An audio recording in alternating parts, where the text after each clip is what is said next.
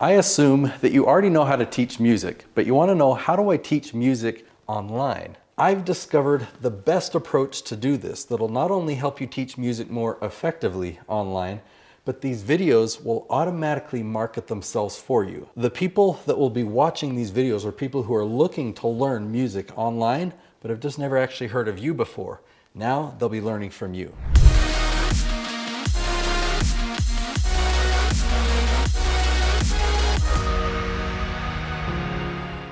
Okay, first we're going to talk strategy about teaching online. Then we're going to talk about how to start your videos and then how to keep people's attention. I'll then teach you the most efficient way to prepare your content. And then at the end of this episode, I'm going to share a strategy about how you can get found, or how more people can find your videos. I make hundreds of educational videos every month on YouTube. This is my expertise, and I help lots of other educators do the same. In fact, many of them are doing extremely well financially. Several of them are making six figures every month, and we follow this exact strategy. So here's the strategy. People all around the world right now are searching for your expertise.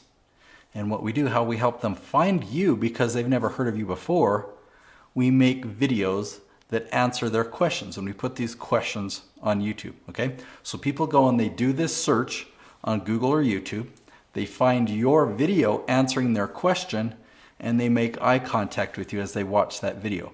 And they learn to like you and admire you, and they want to hire you. I've said that phrase before, it rhymes and it's kind of catchy, but think about it for a minute. You've created a 10-minute video and you put it on YouTube and it answers someone's question.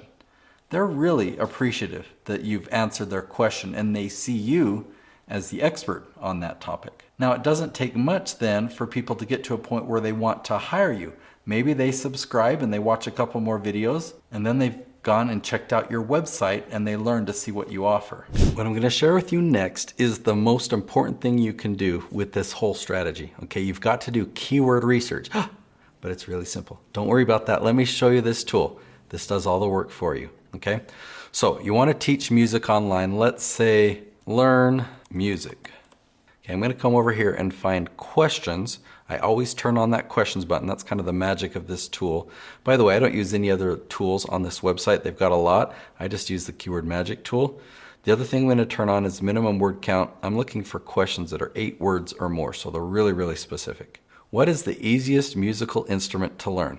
That's a pretty good question. I like that, and you can make a great episode about that. How long does it take to learn music theory?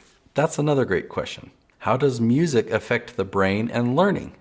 Wow, that would be a really cool episode. All right, but let's say you want to teach something specific like guitar. Okay, we find all the questions about guitar. How hard is it to learn to play guitar? Is it easier to learn piano or guitar? Okay. Now watch this. This is huge. I'm going to change the word to play and watch what we get. Tons of songs, right? How to play Hey There Delilah on guitar. How to play Stairway to Heaven. Home Sweet Alabama, right? Twinkle Twinkle Little Star is even in there, and that's got 880 searches per month. Okay, so there are hundreds or even thousands of questions here. I can even fast forward to page 5 of this listing. Oh yeah, we're still in the 90s. I recommend that you find phrases or questions that are searched between 10 and 100 times per month. I want you to go after the lower search volume phrases. The reason for that is by default that means that there's lower competition, okay? Let me paint the picture for you. Let me grab one of the phrases here. I don't know who Waylon Jennings is, but how to play Waylon Jennings songs on guitar. If somebody goes to Google or YouTube and they type in that specific phrase, it's 8 words or more, that's really specific. Then a video pops up and it's got that exact question as the title. Of course they're going to click on it, right? They're going to watch that video all the way to the end because that's what they wanted to find. And the YouTube algorithm sees that and says, wow, that's a high performing video. Somebody did a search, we suggested this video, and they watch it all the way to the end. We need to promote this video to more and more people. That's the key. We want you to rank instantly on YouTube because there's no other competition, and we want people to watch the video all the way to the end. That way you're getting more and more views. You gotta trust me on this one. If you go after phrases that have higher search volume, your video's not gonna rank. It's not gonna compete. So you're gonna get 0 views and you're not gonna impress the algorithm, and YouTube's not gonna share your content with anybody. So go after the low-hanging fruit. Start with phrases that have between 10 and 100 searches per month that have 8 or more words in it. Now hold on just a minute. I just noticed that you haven't subscribed yet. So there's a red button. Go ahead and click that red button and subscribe to this channel. And then right next to it, there's a bell. Click that button as well. That turns on alerts so that each time I upload a new episode, you'll get an email from YouTube and you won't miss a thing. Once I have the titles selected, the list of videos that I want to film, and I'm ready to prepare the content, I use the same outline every time. This is what the outline looks like. I've got my title. I can make notes about my intro if there's anything I want to say specifically in the intro. I remind myself to give content hooks. Then I have several bullet points where I can just put the talking points of things that I want to talk about throughout the video. What I want to talk about first, second, third. I might end with a story. And then I always have a very specific call to action, whether I'm recommending the video that they should watch next or the lead magnet, the free gift that they can get by clicking the link below. Now, we already talked about your titles. Remember, this is probably an 8 or a 9 word phrase. That's what your title is. In your intro, you're basically reading the title to them and then telling them why it's important. So, hey, in this video, we're going to talk about this long sentence. I've been doing this for years, or this is really going to change your life, right? So something profound, something that's a why of why they need to watch this 10-minute episode. We're going to talk about the content hooks in a minute because we need to have the content prepared first. One way that you can think about it is in time.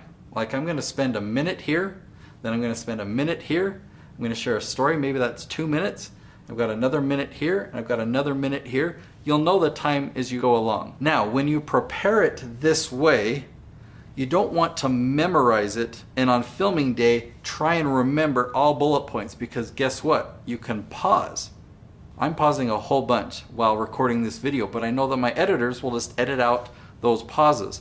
And what I have all my clients do is they do point number 1. They look at their notes, and then they come and they look into the camera and they deliver point number 1. They might talk for 1 minute, 90 seconds, maybe 2 minutes, and then they finish point number 1. Then they come back, they look at their notes. Oh yeah, that's what I was going to talk about next. Then they come back to the camera and they deliver point number 2. They're not thinking about what point number 3 is. In fact, we want them to intentionally pause after they're done talking about point number 2. They come back to their notes, they look at point number 3 and they think, oh yeah, that's what I was going to talk about next. They look at the lens of the camera and they deliver point 3. This is the best way to prepare your content because, 1, it's simple. You're not writing out a lengthy script that might take you a couple of hours to prepare for one video. Now you can just bullet point the talking points in maybe 5 minutes, maybe 10 minutes, and that episode is prepared. And you can take the burden off your shoulders of having to memorize all this content because you've just got memory joggers. I'm going to talk about this first, then I'm going to talk about this second. And you're going to pause between each one. When you start your episode, all you need to do is 2 things. Okay, you need to say what the video is about and then tell them why they should watch. So when you do keyword research, you find that phrase, that question that people are asking. So it's really as simple as that. If the title of my video was how to invest in real estate with no money, this is how I would start it.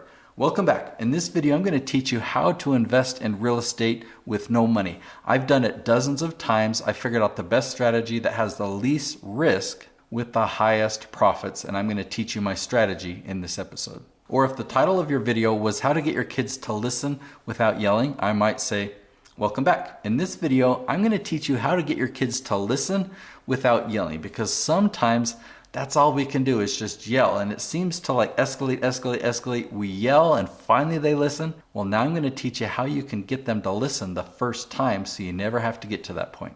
After you've done your intro and the little opener has played, your little branding piece that's 6 or 8 seconds long, then comes the content. And you want to start out your content with content hooks. So I want to demonstrate how not to do it and then a better way to do it. So on the outline here, I'm going to just demonstrate with this title, how to get rid of strep throat without antibiotics. Now, Doreen Spackman, she's the expert on this topic. She taught it to me.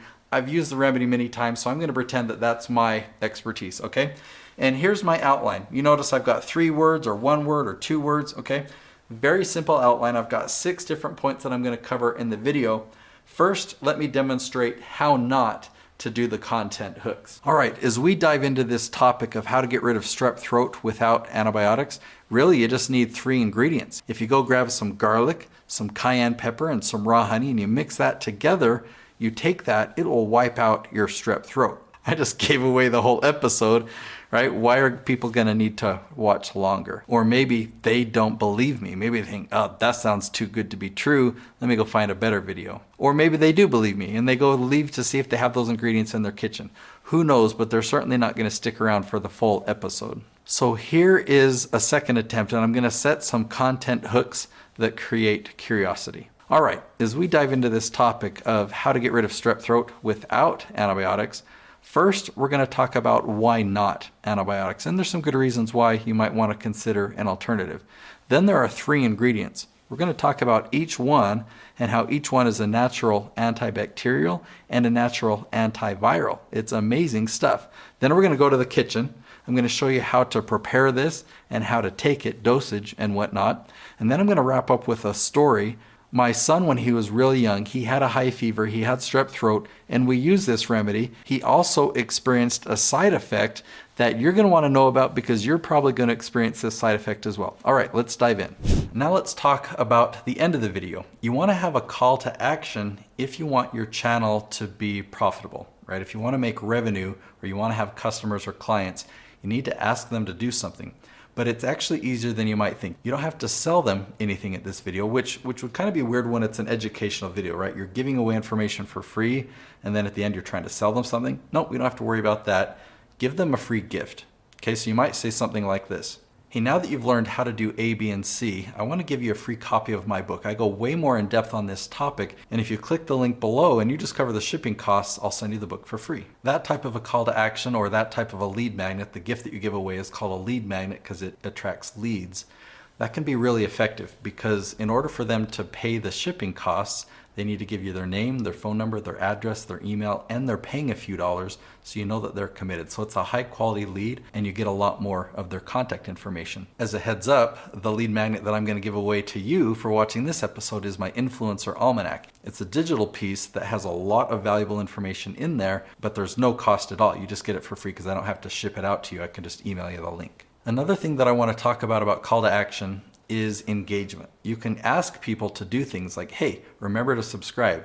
Did you notice how I asked you to subscribe earlier in the episode? I was over there sitting on the stairs. Most people wait to the end of the video and their call to action is that. But what that does is it tells people to leave. It says, you know what? I'm all done. You can be all done with YouTube. See you later. See you tomorrow. You actually don't want to give any signals like that. So at the end of your videos, you either have a call to action to a lead magnet where if they are going to leave, they're going to your website, or you have a call to action that leads them to the next video that you recommend that they watch. So you might say something like this. Hey, now that you've learned A, B, and C in this video, if you want to learn X, Y, and Z, go watch this video next. You can point to it, you can tell them the title of the video, but that way they're not ending their YouTube session, they're actually continuing and going and watching another video that you recommend to them. I typically will recommend that we do 5 episodes that link to a lead magnet. So the call to action is to go to a lead magnet. The other 15 would link to those 5 videos. So it'd be, hey, if you've learned A, B, and C, you need to go watch this video next to learn X, Y, and Z. And then at that video, the call to action is the lead magnet. Now that you've had a glimpse of this strategy, I want you to understand it completely. I've created another episode. It's called How to Get 1,000 Subscribers on YouTube in a Day. Go ahead and click here or up there.